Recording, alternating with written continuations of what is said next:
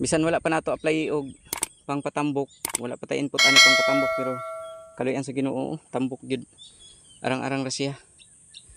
So wala ta nag-apply ani kay atong gilikayan nga dili magkalipis-lipis. Kay kung sobrang katambok, diha na pud magkalipis-lipis. So problema na pud ta. Gasto na pud ta sa pagkontrol sa lipis-lipis.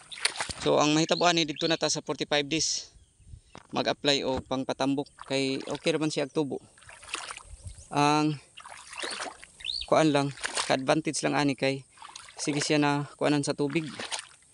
Kay kargadog ulan karon nga panahon. So mo nang nahumulan siya, nang healthy kaayo ang humay. Ang tubo sa humay.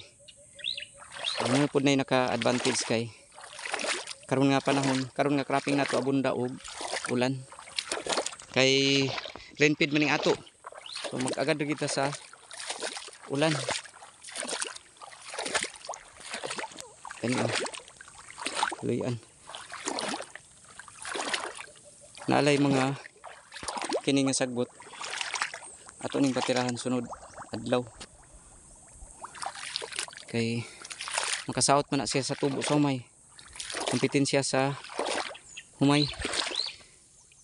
Bisan tuod dili na siya nakaibabaw, pero ang gamot man pud diha na sa gamot sila magkompetensya. So kung maghatag tag input pang patambok kana pud siya ang kusog mo tambok. Lutigon ang atong humay. Kinahanglan na nato applyan pohon.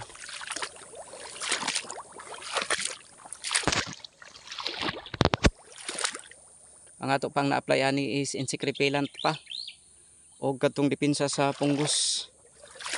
Ano siya? Wala pa'y input pang patambok.